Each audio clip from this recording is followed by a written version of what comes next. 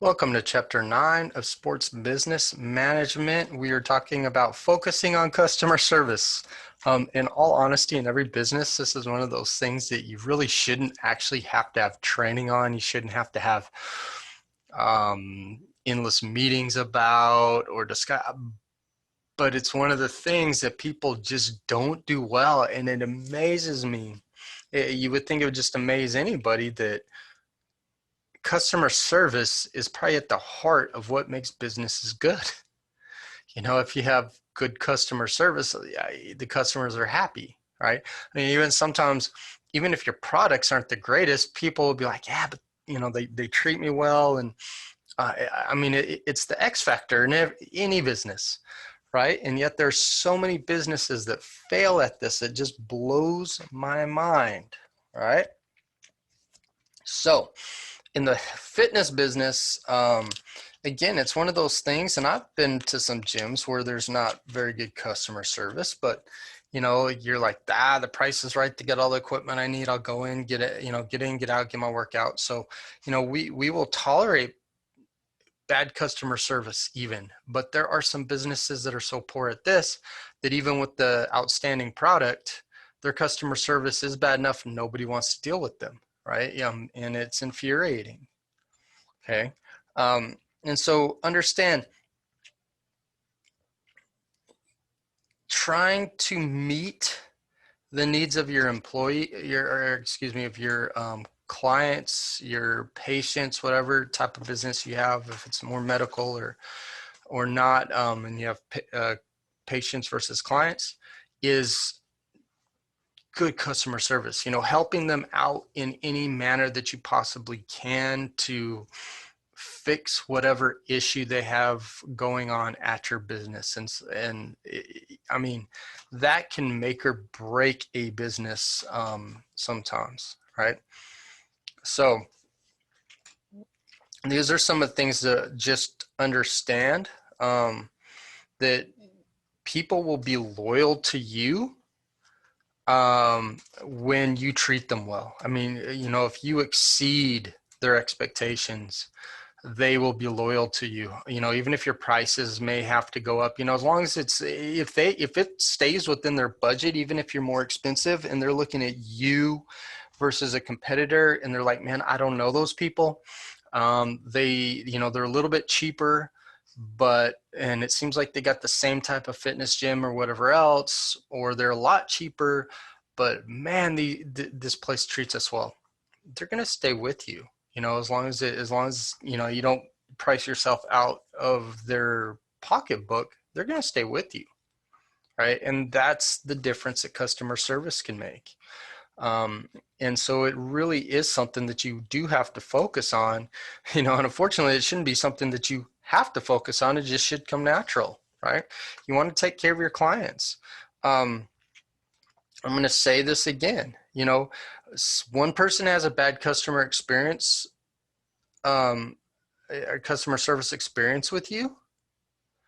And again, they badmouth it to everybody, right? If somebody has great customer service experience with you, they may not ever say anything to anybody, but they're not out bad mouthing you. And really, that's kind of that's the scenario that happens a lot of times. But sometimes people do, like somebody's like, well, how come you go to that gym? Or how can you work out with that trainer? They're more expensive. And they're just like, they're worth it. They're amazing. They make my life easier. I don't have any headaches with them. They take good care of me. So yeah, I'm going to stay here, even if it's a little bit more expensive. And again, that's, unfortunately, that, they're not bragging on you, anything like that. They're actually just defending the fact that they're staying with you because you may be more expensive or whatever it is. But that's sort of the bragging that you might get. And a lot of times it's understated, but that's what customer service will do. And again, somebody else might be like, you know what, I'm tired of being treated this way. I'll spend the extra money for better customer service. Right. And so it can expand your business, but what it really helps out is not contracting your business. Okay. So again, these are things from from some information from 2017 that customer, again, this, this stuff doesn't really change, but customer experience will overtake price and product as the key brand differentiator by the year 2020. Again, people, you look at 2020s. I don't think this book predicted what's going to happen in 2020, but if you look at 2020, I mean, we cancel culture, right? You say the wrong thing to the wrong person, they got everybody, they're on Instagram, they're on Twitter, they're on Facebook, cancel, cancel, cancel, cancel, and you see businesses get canceled, right? And it'll happen with customer service, especially if somebody feels like they were gravely treated bad, right? 55% of consumers would pay more for a better customer experience. Man, anybody that's had to deal with long lines on the phone or long lines at a business, and it's because of lack of service, not because it's, I mean, again, you look at Chick-fil-A. I mean, Chick-fil-A is popular. People like to eat there. Again, not one of my favorite restaurants, and it's not, I mean, it's all right. It's just, I'm not a big chicken sandwich type of guy, but they have lines going on for crazy. I mean, they're just crazy long, right? But what have they done? They have a product people love, and instead of just being like, what, people can wait in line, they've got those, I say kids, some of them are probably, like 20s and 30s, but they've got their workers outside coming to your car and taking your order right there, moving the line. They do so much to move you through the line, and they can have long lines, and you'll still get through those lines in relatively amazing amount of time when you compare them to what goes on at their competition. Sometimes you're in a shorter line at one of their, like another fast food joint, and you're waiting 3 or 4 cars back for 20, 30 minutes, where Chick-fil-A, there could be 30 cars in the line, and you're only in line for like 5 minutes, right? And so again, it's because they really emphasize their customer service. 89% of consumers have stopped doing business with the company after having poor customer service. Like I told you guys, people will turn on a product if the customer service is bad. 82% of customers say that getting their issues resolved quickly is the #1 factor in a great customer experience. And 40% of customers begin purchasing from a competitor because of the reputation for great customer service. It really is. We see this sometimes with airlines. I mean, there's definitely some good discount airlines out there where it's like, especially right now. Well, I don't know if it's still like that, but in the midst of the pandemic, you could look up, like some tickets on some of these little janky uh, things, like I think JetBlue and a few of the other ones, where it's like, oh yeah, $30, or it might be like $30 one way, $60 round trip to like some places, and you're like, man, that's crazy. But there's a lot of people that are like, just don't fly it. They constantly, their customer service is terrible. They're always like canceling flights and da da da da da.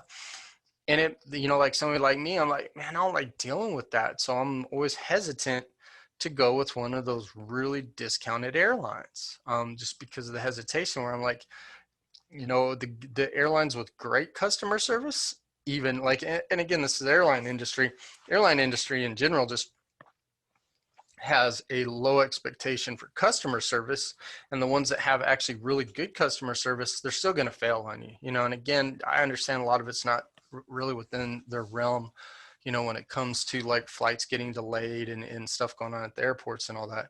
But you know me personally, I'm like, I don't know, the really discount ones, there's enough issues going on as it is. I don't really want to deal with that too, right? um Identify your customers. So for one, you have your internal customers, or the people who work in an organization: front desk staff, personal trainers, group fitness, program directors, and all the folks that work for you. They rely on information assistance from each one to fulfill their job duties. So again, this is why I think sometimes, especially in fitness, you've, we have too many people that work in our industry have no idea what they're doing. And even those that are supposed to have expertise, like you look at personal trainers, every personal trainer should be an expert in the field of fitness. They should be like an expert in the field of nutrition. They, constantly learning and new things, constantly staying on top of research coming out and just, trends, again, you should know the trends coming out, but again, a lot of the trends, and again, this goes to the fact that we got too many people out there not knowing what they're doing. Yeah, there's some bad trends out there, but just staying on the forefront of all that, right? And that's not the case. We don't even hold them to a high standard. They're supposed to be the fitness experts. Um, and so when you look at it, most gyms are so disorganized because there's maybe, and again, some gyms you walk into, nobody in there has an ounce of information when it comes to like really how to address fitness, how to address nutrition. Some gyms maybe have like a couple of people here and there, and then trying to disseminate all that information across the board, whereas really the gym aspect should be, you think about it, those that are not actually directly working with clientele and things like that. So you think front desk staff, if you have a sales staff, to be honest, those folks should all be maybe like students in an exercise science at worst. I'm just saying, all your personal trainers should have a bachelor's degree in certifications. Your managers should all have bachelor's degree certifications. Person working the smoothie bar should be working on a degree in nutrition or degree in exercise science. This really, you want good customer service, that's what you need, because you need people that can answer questions. And when they work together to understand, the business side of that's not hard to understand. And that's where, being able to get people to the right folks or give them the right information, that's easy. But most questions you're going to get in a gym are not, who do I need to talk to about buying a personal training package? They want to know, well, what am I doing wrong? Or how do I do this? How do I lose weight? How do I tone this? You get that. I hate that question. How do you tone this? Right? Not a good term. If you think you don't understand what I'm saying, why when somebody asks you the tone question, you should just automatically get a headache. That means you need to take some classes in XFIZ. But that would take care of a lot of the customer service when people can answer questions right then and there, right? External customers, again, are the people who are purchasing your services, right? So if your internal customers can't explain things to the external customers in a timely manner and or efficient manner in the way that helps them with what they need, it's not going to help you, right? And again, the other part is folks that are dealing with the customers. A lot of times business managers need to give them a lot of power. And what I mean by that is power to rectify situations. Somebody wants a refund, somebody wants, like a discount, there should be now again, I understand there's certain things that really a manager or an owner has to make a decision on. But there needs to be like a list, and it needs to be readily available where and again, not where they're reading it, but where they can answer that and say, you know what, how about this? We can give you like a month free for your membership because of this issue, so they have a way to be the judge and jury right then and there on conflict resolution. When you can do that, that's good. Now, again, having a manager readily available and be like, here, let me ask the manager, it helps. But again, people don't like being passed off to the next person. When they come to you for a problem, if you can fix it, that's great. And so the more you can empower your customer service employees to rectify situations, the happier your customers are. And so again, you need to have a good conversation about all the possibilities and give them the playbook on what they're allowed to do. And again, don't be one of those folks that's like, oh, I don't want to give them too much power because then what do I have? Or no, give them power and trust them. Again, if you're like, well, yeah, but they'll start giving away too many things. If you got good employees that love what they're doing. Again, if you're a good manager, you have a good business, and that's what you want to trust in, and trust that you hire the right people, that they're going to know, okay, this is an appropriate giveaway for this problem, or this is an appropriate solution for this problem. Okay. Doing some surveys, on wants, in your place is always a good idea. And again, the way you write that too, some of them it's, they put it on there and something about it just like strikes you where you're like, it makes you mad. You see the survey.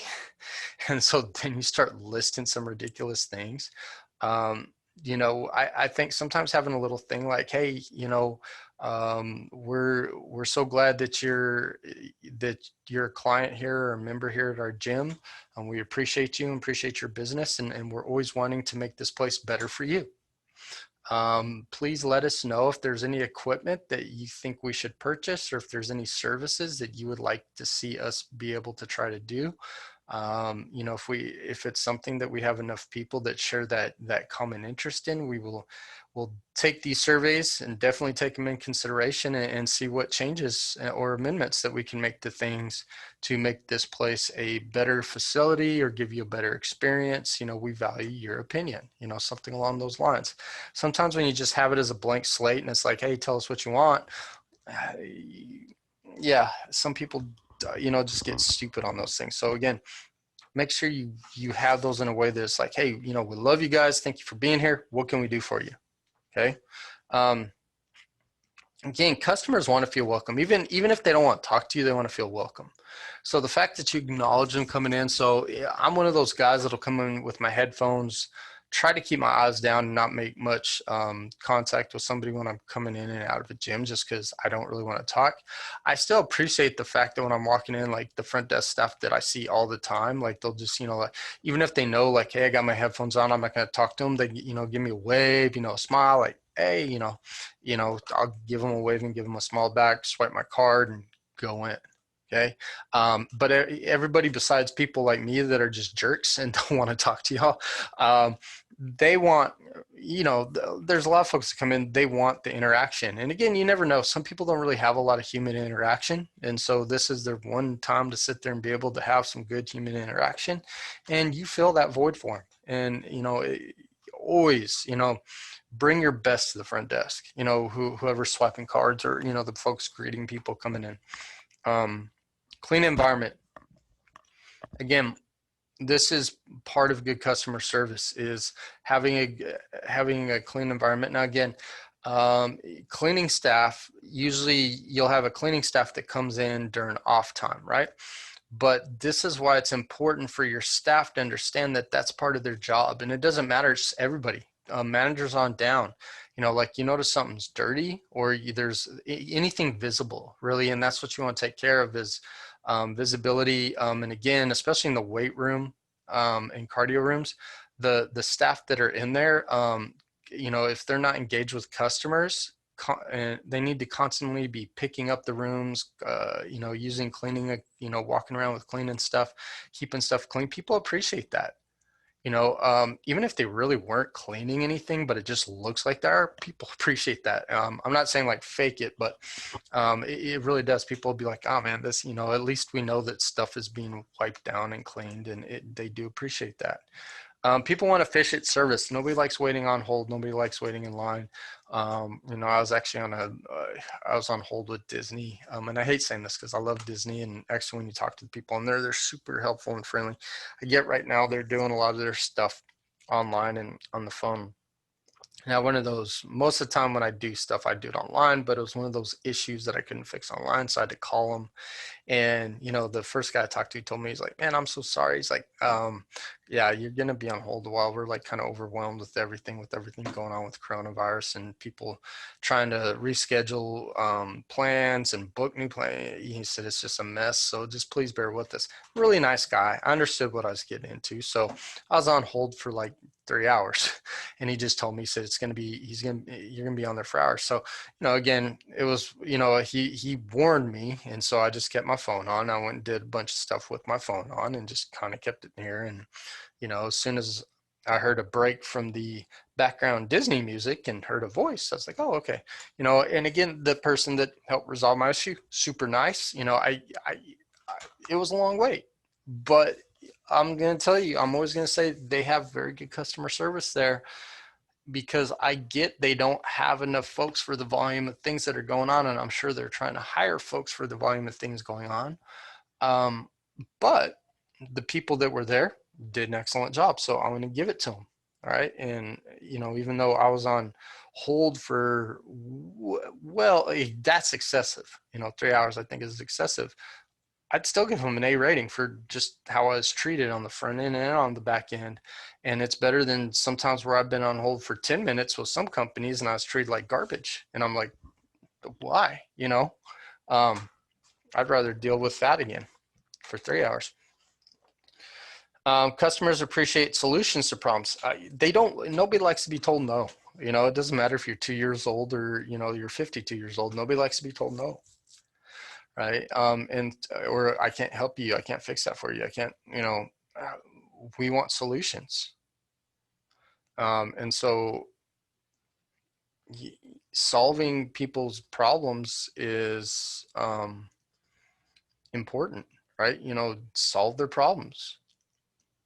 So you need to have some type of solution. And like I said, you may have to work with management, but I, I think, you know, trying to, and again, sometimes you can't necessarily solve their problem, but trying to offer something to them to appease the fact that you can't maybe solve something the way they want, and you doing your best. I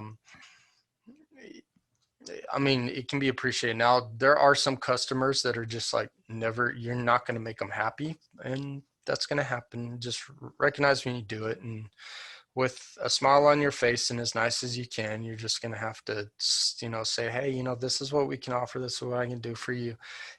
It's as far as we can go with this. You know, and I'm sorry we can't solve this the way that you want. You know, we appreciate your business, and if we could fix it that way, we'd love to, but we just can't. You know, just hopefully this helps, you know, and you may lose them and they may be mad and angry, and but you know, sometimes that happens. Again, customers like to have variety even if they don't use it all. It's funny, like if you go to a gym, you know, if you work in a gym, you can pretty much say like, okay, here comes Mr. So-and-so. He does this, this, and this. You know, he'll go get on the treadmill for 10 minutes and goes and lifts. Then he goes and stretches and goes home. Oh, that's Miss So-and-so. She goes to this class on Mondays, this class on Tuesdays, this class, you know, she does, you know, with this instructor in the cycling classes and this instructor in the body pump classes. You know, sometimes on Saturdays she'll come and, you know, like walk on the treadmill, or she'll run, or whatever it is. You know, it's funny, there's a lot of services at gyms, and people, you know, like when they sign up, they want to see that there's a lot of things. And most people will really have like a really narrow routine of things that they do. There's very few folks that really take advantage of all that the gym has to offer. And I'm guilty of that. I don't like group exercise. I'm gonna be honest with you. I don't mind teaching it. If there's a right group of people in a class, I like it. If it's very competitive and everybody in there's very competitive, one, I like teaching those classes. Two, but I also, I'll take those ones. You know, if it's a really challenging, if it's a class like I feel like I'm going to die 5 minutes in, and everybody else in there is super competitive and they feel like they're going to die 5 minutes in, but nobody's willing to admit they're going to die 5 minutes in.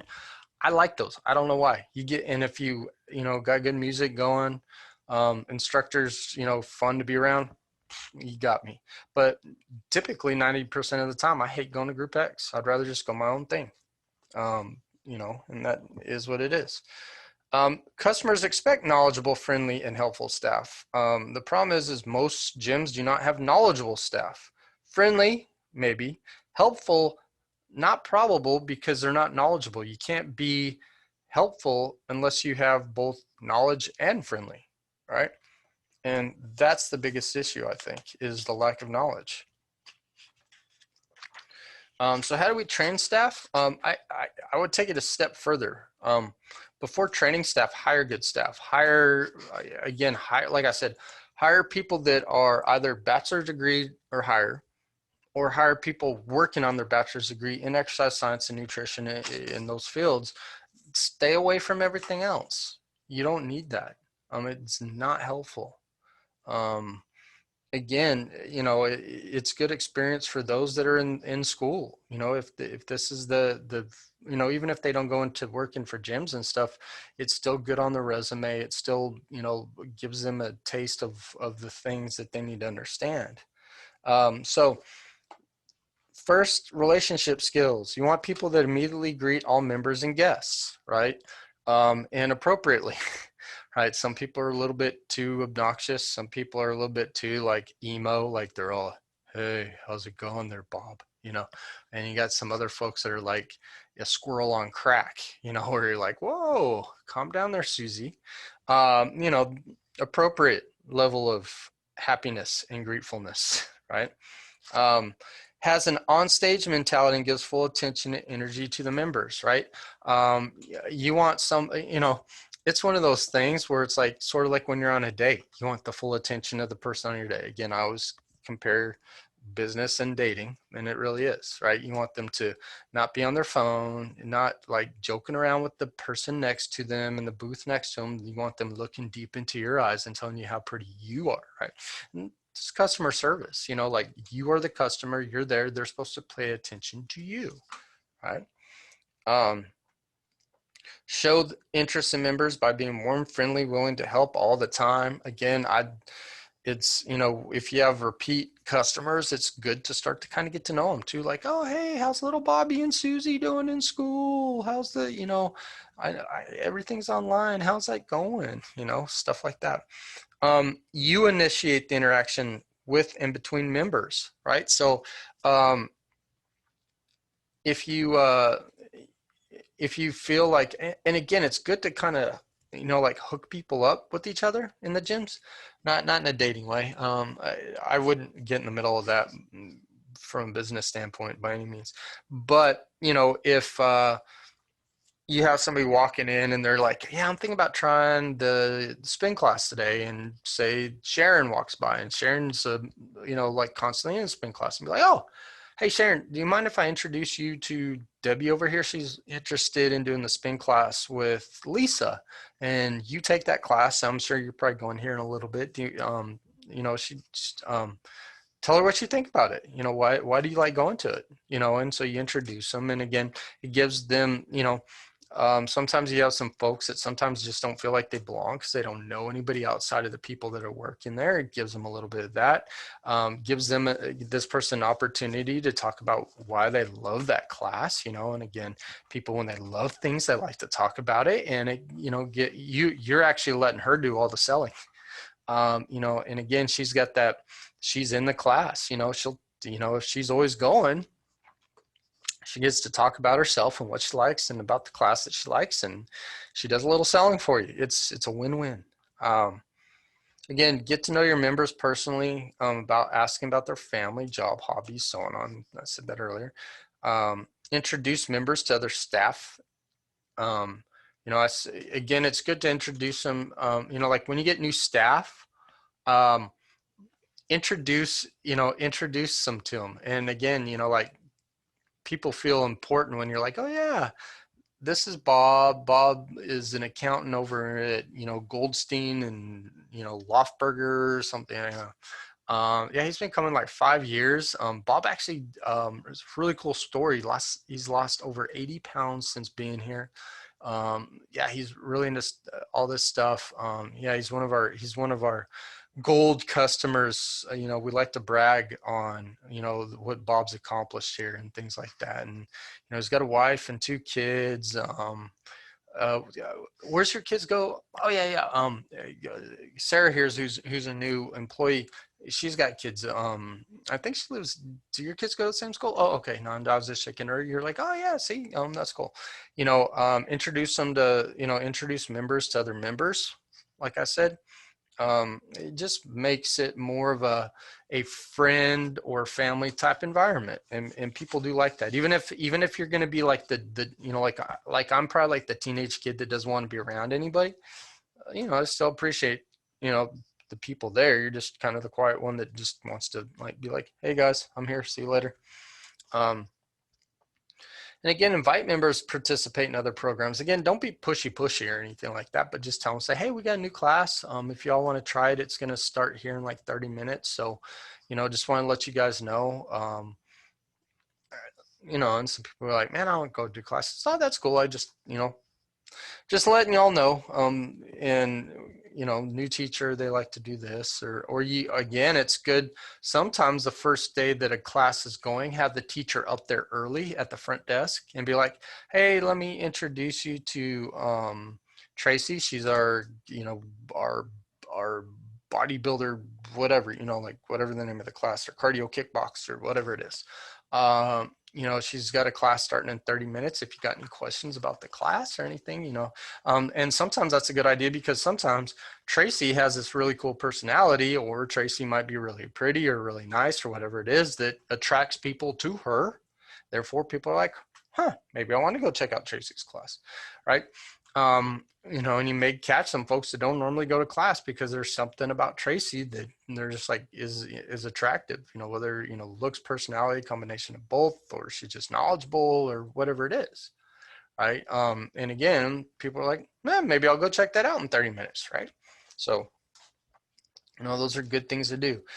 Service skills: is clean and well groomed and wears the proper staff shirt and name tag, right? We don't want people that look like they're coming off a weekend bender, or they were homeless 5 minutes before they walked in, right? Or they smell homeless, it's good to have, like gyms, it's good to have uniforms, especially the different departments too. Helps people to kind of identify who to ask about what. And again, make sure you shower, shave, whatever you got to do. Ask satisfaction questions about programs and services. So again, like when people are leaving the gym, they're, like, how was your workout?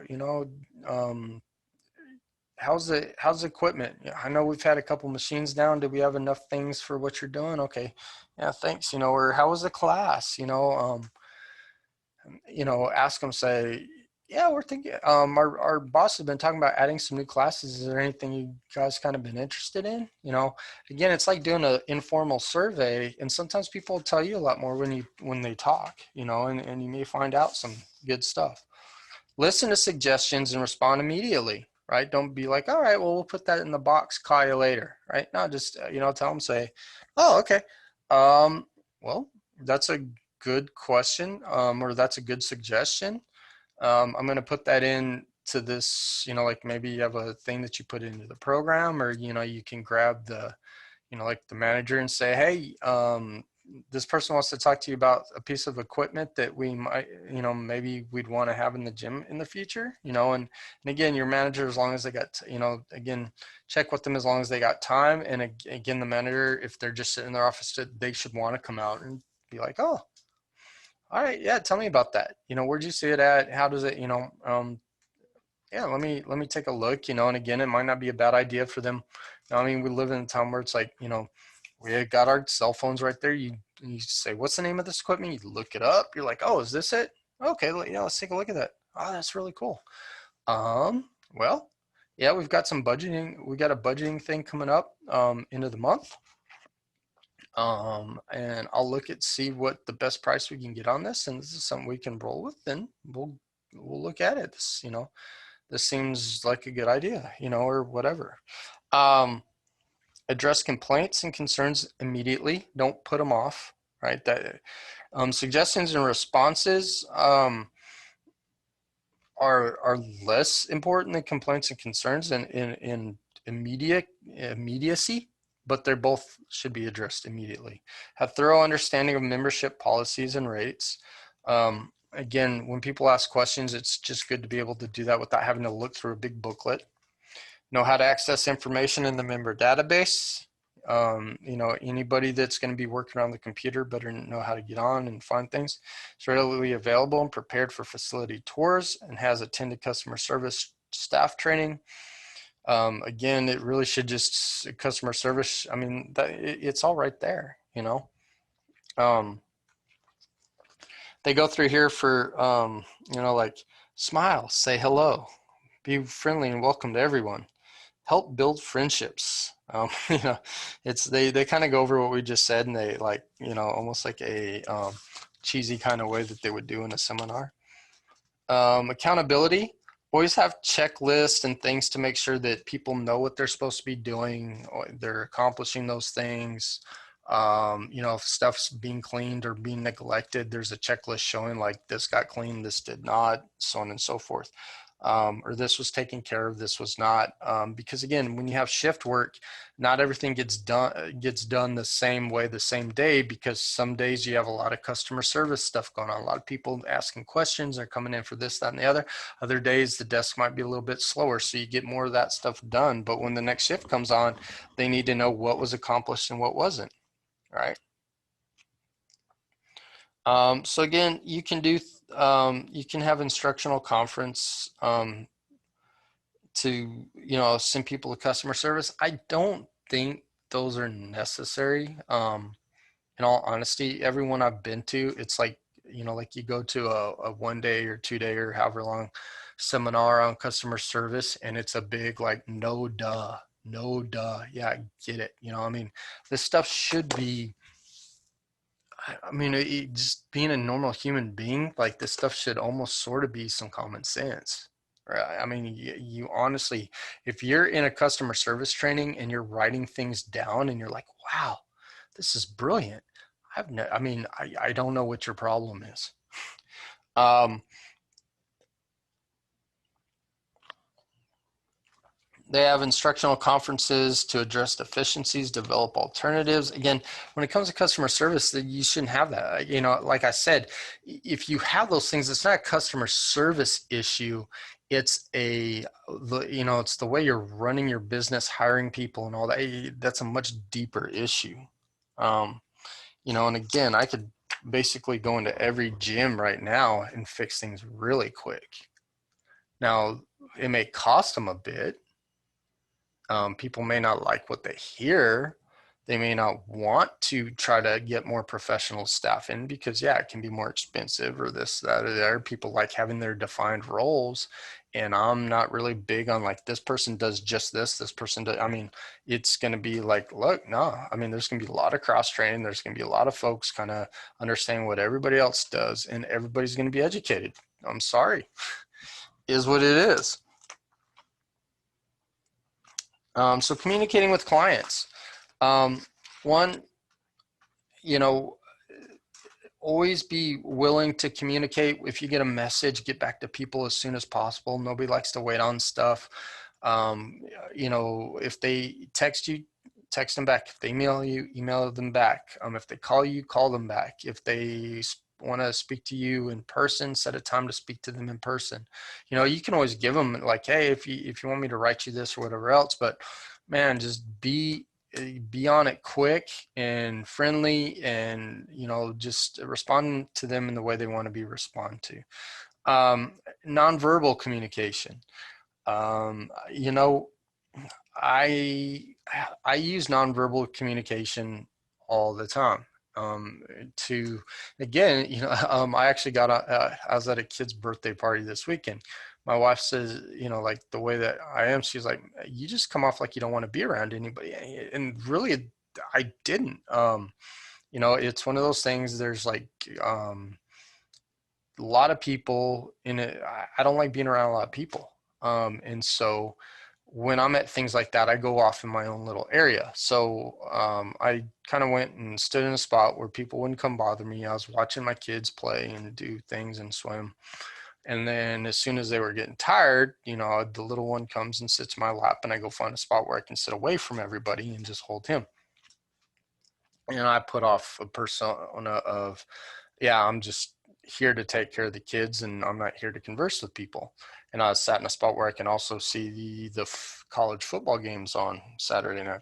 So that was me, and that's fine because that's what I wanted. Now, if I want to be friendly and all that, I wouldn't have done that. But at the time, I didn't want to be friendly. I don't like big crowds, and I don't like to do those things. So that's, you know. And she's like, you know, if you would have done this and this, you probably would have been able to talk to the, you know, like a bunch of people and all that. And I'm like, yeah, I know that. but I didn't want to.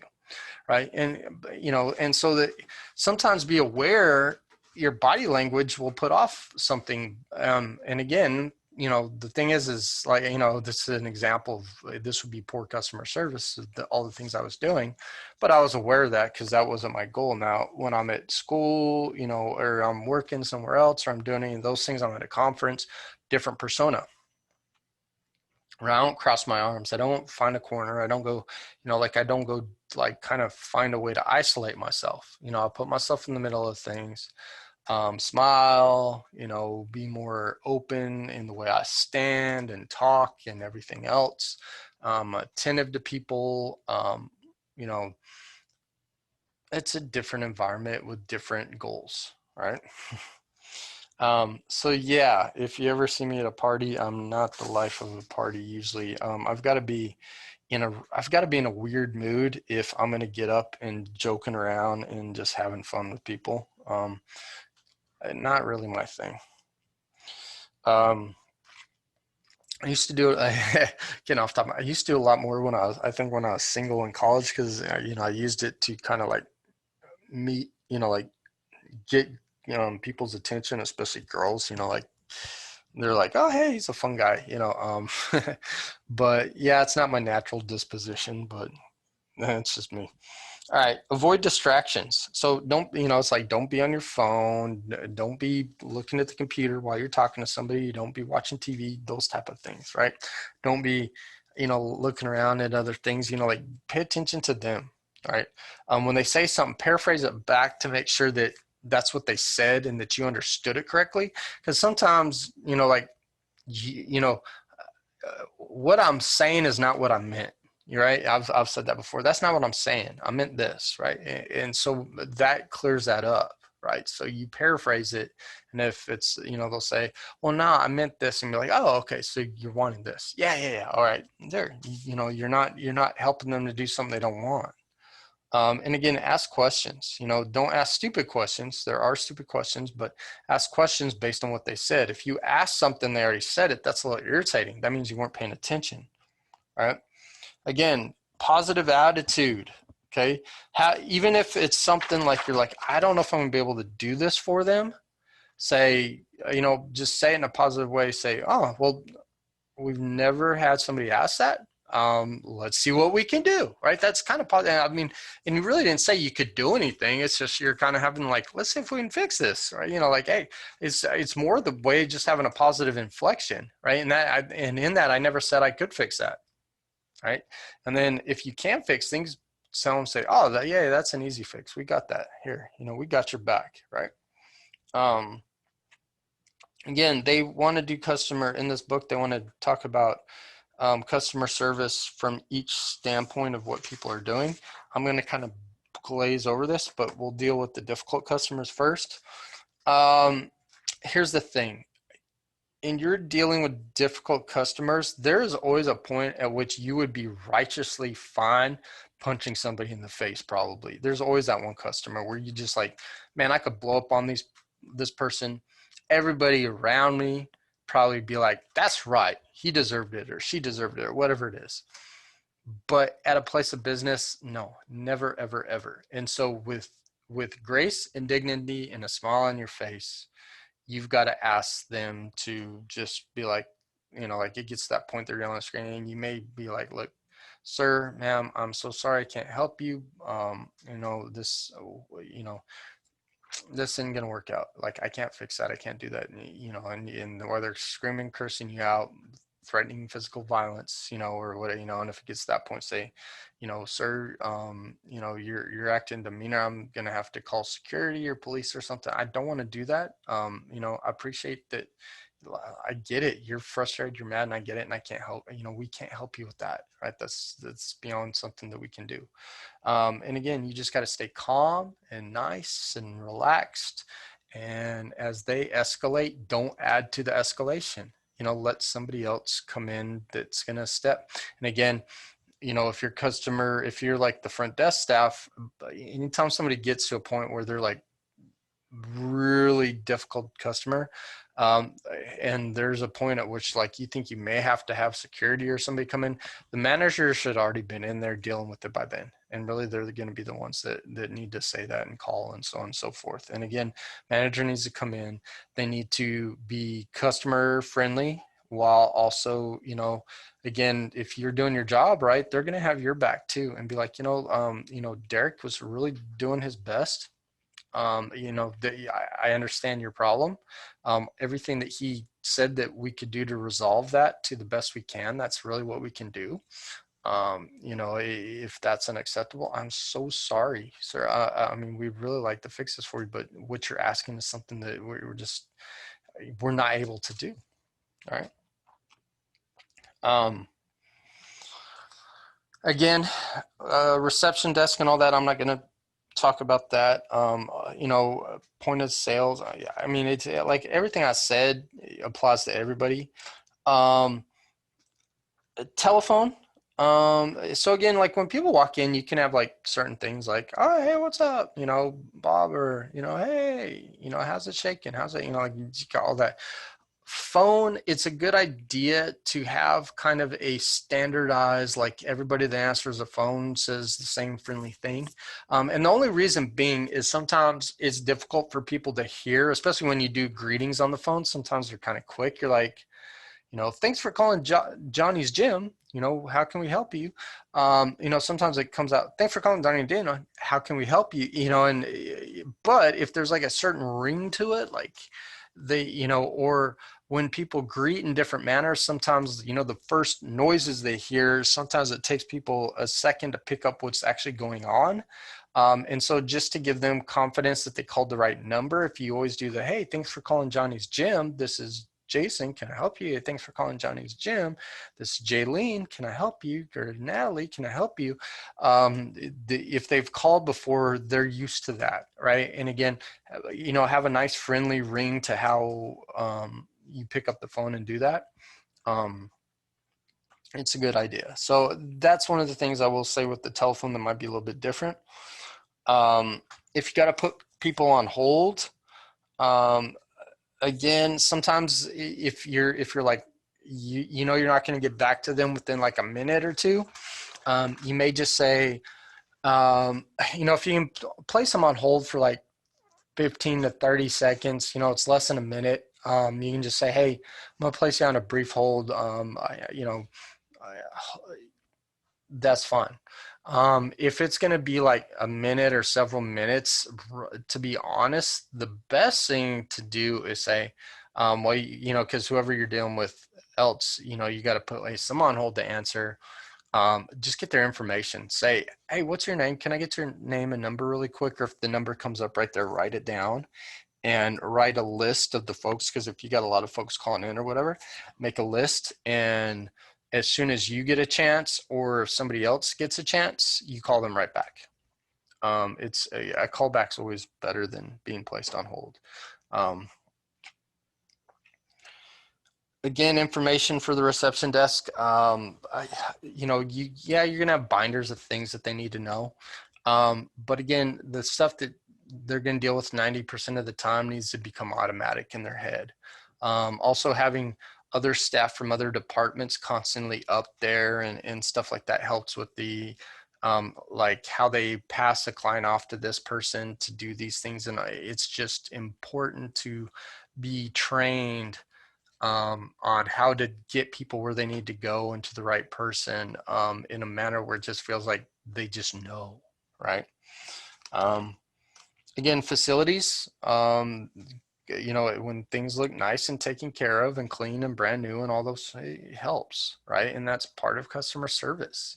People want a good product or a good service. So, it's one thing to have nice, friendly staff, but you got a limit of the facility, right? Equipment, take good care of the equipment, inspect it, make sure it looks nice and it's presentable, it's ready to go.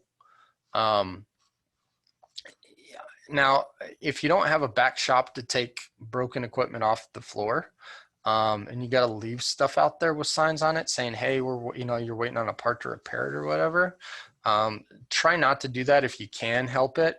Or if it's just like a huge piece of equipment that you're like, there's no way we can move this thing, or it's like ridiculous. You'd have to take down one of those big jungle gym cable crossover things, you know, and you're like, why are we going to deconstruct this thing to put this bracket on and then reconstruct it later? You know, where it's like, we should just leave this in place and we'll put, you know, like caution tape around it and just put an out of order sign while we're waiting on that bar. Yeah, I get, and then that people understand that.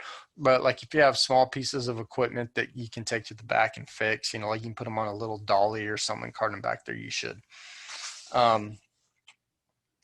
Again, interior appearance, you know, the outside of the gym gets people's attention from the road, which is very important, right?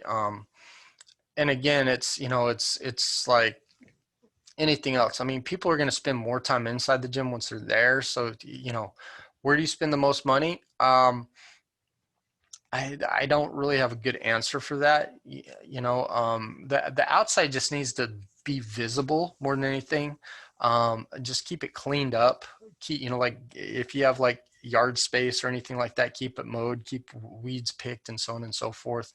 It doesn't have to have like amazing landscaping, but clean and plenty of parking does a great job, and good signage. The inside is really where you want to spend the money when it comes to the appearance, because that's where people are spending all their time. Okay.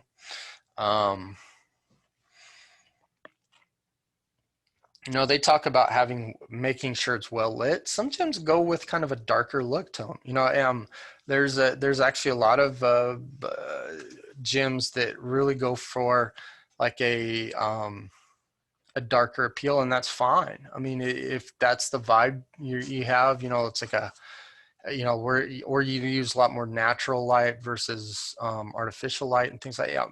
Yeah, that's fine. You know, if it's the feel of the place, then and it fits, then it fits. Again, make sure that, you know, everything's clean, floors are clean, carpets are clean, things are wiped down. If you have locker rooms don't smell like locker rooms. You know, like, again, you're not going to go into people's lockers and clean all their stuff that they have in there, but man, spray in there a lot, you know, and just keep everything clean that you can. Focus groups can be helpful. If you have a group of folks that you trust that will give you good feedback on what's going on, they're not complainers, and you don't want people that are just never going to be happy, and then you don't want yes men either, right? You can do customer satisfaction surveys. Again, they got to be short and sweet and to the point. Advisory board, again, you know, especially with bigger gym facilities and stuff like that, it's not a bad idea. Management by observation. Managers or folks that are in like management, you know, like any of the management positions, need to constantly be looking around to see what's going on. Go look in other departments too. Like if you're a fitness person, go check out the daycare people, go check out the fitness. Like, again, sometimes outside perspective helps, right? Suggestion boxes. We're kind of out of the suggestion box game. You can do digital survey stuff for that now. Secret shoppers you can do if you want. You can have somebody come in that's a pretending they're wanting a gym membership or whatever else. And then, you know, like kind of get the feedback. Really, the only point to do that, I would think, is you have such a large organization, like you think of like Walmart, Target, and places like that. Yeah, they got to do that every now and again to see how each store's doing, you know, because I mean, if you're at the top, you're at the headquarters of Walmart or the headquarters of Target, wherever they are. You know, you don't really know what's going on, because I think for some reason I want to say Walmart's like somewhere in the middle of the US, like Kansas or Missouri, or I don't know. So they don't know how every store in Oregon is doing, or Washington or New York, or, you know, I mean, you know, the stores are there and they see the numbers, but if they want to know, like, you know, is the way that we want Walmart to be being run the same? Well, you send in some secret shoppers around to do that. So I think in big organizations, sometimes you have to do that. I think if you're a local gym and you only have a few gyms or you only have one gym, I think that'd be a little ridiculous, because to me that just says that you don't know what's going on in your own house, right? That's like a parent that realizes that, like their kids, like their kids are dealing drugs out of their house and they didn't even know that their kids were even into all that stuff. And it's like, what are you doing? You're not in charge of your own home, right? So again, that's chapter 9 in a nutshell. If you have any questions, just let me know. That's it.